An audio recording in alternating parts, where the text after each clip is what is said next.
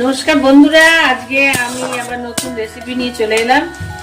আজকে আমি দেখাচ্ছি হচ্ছে লোটে মাছ। মাছটা আমি ধুয়ে প্রথমে এমনি নুন হলুদ না মাখিয়ে এমনি জল ঝরিয়ে রেখেছিলাম। এই যে দেখুন কতটা জল, এটা সবটাই হলুদ মাখানোর পরে না, এটা আগেও আছে। তারপরে যখন জলটা ঝরে গেছে আমি নুন হলুদ মাখিয়ে রেখেছি। দেখুন একটু জল নেই এবং যেটুকু ছিল জল সেটা ভেজে পড়ে। আমি পেঁয়াজ ভাজাটা বসিয়ে দিয়েছি, একটুখানি সামান্য জিরে ফোড়ন দিয়ে পেঁয়াজ ভাজাটা বসিয়ে দিয়েছি, কারণ পেঁয়াজটা ভাজতে একটু সময় লাগবে, ওই জন্য পেঁয়াজটা ভেজে কিছুটা কুচিয়ে দিয়েছি।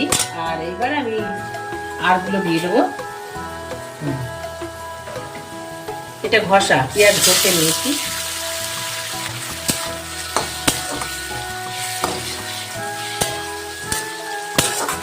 এবার একে একে সব দিয়ে দেবো। রসুন বাটা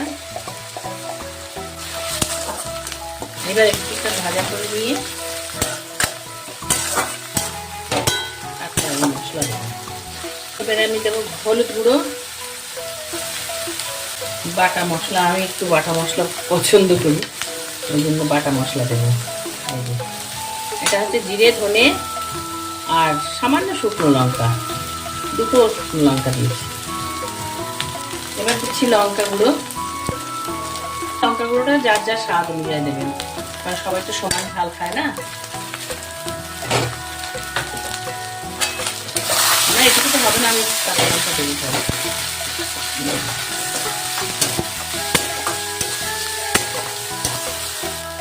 অল্প নুন দেবো, ওটা নরম হওয়ার জন্য।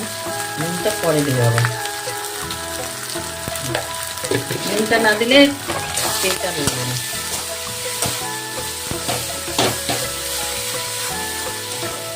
গ্যাসটা কমিয়ে ভাজা করে নেব। এটা আদা ঘষা, টমেটোটা দিয়ে দেবো।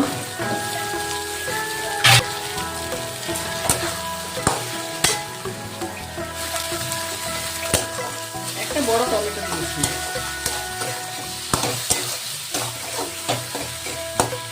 নরম না হলে তো একটু মধ্যে মাছ দেওয়া যাবে না। আমি একটু গ্যাসটাকে কমিয়ে দেবো, কমিয়ে এটা ভাজা হোক। আমি কটা কাঁচা লঙ্কা ভেঙে দিয়ে দেবো। এবারে যার যার স্বাদ অনুযায়ী ঝালটা দেবেন।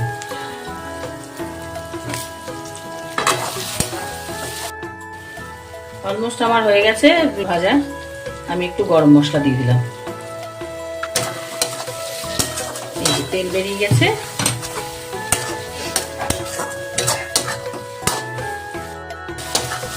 আমি এবার মাছ দেবো। আমার এই রান্নাটা আমি শিখেছি আমার শাশুড়ি মার কাছ থেকে। শাশুড়ি মা যদিও নেই, কিন্তু আমি রান্নাটা শিখেছি শাশুড়ি মার কাছ থেকে। মানে দেখে দেখে আমি শিখেছি। শাশুড়ি মা রান্না করতেন, আমি পাশে দাঁড়িয়ে দাঁড়িয়ে দেখতাম। মানে আমি একটু রান্নার প্রতি বরাবরই খুব ন্যাক, তা সেই জন্য আমি দাঁড়িয়ে দাঁড়িয়ে দেখতাম কি করে উনি রান্না করছেন, কি করে উনি মশলা ভাজছেন। মানে এগুলো দেখে দেখে শেখা। এই যে মাছটা আমি এবার দিয়ে দিলাম। এবার আস্তে প্রথমে যতটা নাড়া যায় নাড়া যাবে, তারপরে একবারে মিশিয়ে নিয়ে আর বেশি নাড়া যাবে না। এই যে প্রথমেই মিশিয়ে নিতে হবে, না হলে তো মশলাটা মাছের গায়ে লাগবে না। প্রথমেই অনেকবার করে নেড়ে নিতে হবে, কারণ এখনো তো মাছটা নরম হয়নি। মাছটা নরম হতে থাকলে তখন আর কিন্তু নাড়া যাবে না, তখন ভেঙে যাবে।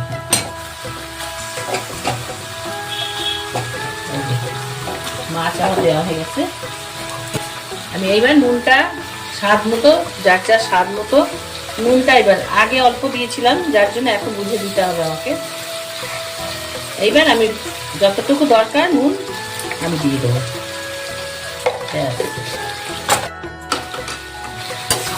এইবার যতটুকু নাড়া নেড়ে নিতে হবে, না হলে এরপরে আর নাড়া যাবে না। মশলাটাকে না মেশালে তো মাছে নুন ঢুকবে না, সেই জন্য এখন যতটুকু নাড়া নেড়ে ছেড়ে দিতে হবে। আর এই নাড়ার সময় মাছ দেওয়ার পরে কিন্তু গ্যাস একদম কমানো যাবে না, গ্যাস বাড়িয়ে রাখতে হবে, গ্যাস কমালেই কিন্তু আবার জল বেরিয়ে যাবে, ওই জন্য গ্যাসটাকে বাড়িয়েই রাখতে হবে আমাকে। আপনারা ওইভাবে করবেন, দেখবেন জল বেরোবে না। সুন্দর কালার এসেছে।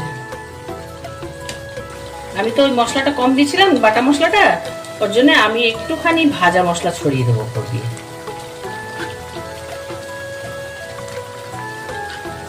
বেশি না, এই যে ছোট চামচে 3 চামচ ব্যাস। এইবার আমি আর একবার চেষ্টা করবো নাড়ার, দেখি কতটা নাড়া যায়, কারণ এখন আর বেশি নাড়া যাবে না। এই যে মাছ হতে শুরু করেছে, নরম হতে শুরু করেছে, আর বেশি নাড়া যাবে না, মশলাটা জাস্ট মিশিয়ে দেওয়া।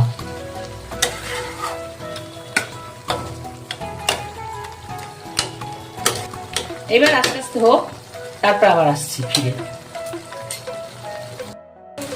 এই যে একটু একটু জল বেরিয়ে গেছে, এবার এটাকে খুন্তিটা তলায় দিয়ে আমি যাতে লেগে না যায়, আমি এই যে জলটাকে ভেতরে দিয়ে দিলাম, এইবার জলটা শুকাক।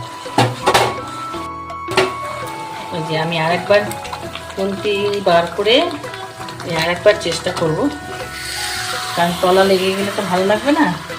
এই যে তলায় জলগুলো চলে গেল, এই জলগুলো শুকিয়ে যাবে, তলাটা লাগবে না, লাগবে অল্প লাগবে কিন্তু অত লাগবে না। এই যে সাইড করে দিলাম, আমি এক সাইড করে দিচ্ছি, এক সাইডে শুকাচ্ছে, কিন্তু ওই মাঝখানটা দিলে কি হবে, মাঝখানটা পুড়ে যাবে। এই যে সাইড দিয়ে জলটা শুকিয়ে যাচ্ছে,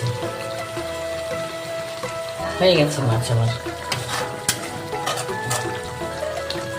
আমি এবারে নামিয়ে ফেলবো। মাছটার নামা কমপ্লিট। কি সুন্দর কালার এসেছে দেখুন। এই যে আমার মাছ রান্না কমপ্লিট। এই যে নিয়ে এসে আমি ঢেলেছি, দেখুন মাছ গোটা গোটা সব, মাছ কিন্তু ভাঙেনি। এবার কেমন লাগছে সেটা কমেন্ট সেকশনে জানাবেন। রেসিপিটা ভালো লাগলে সবার সাথে শেয়ার করে খাবেন। টাটা।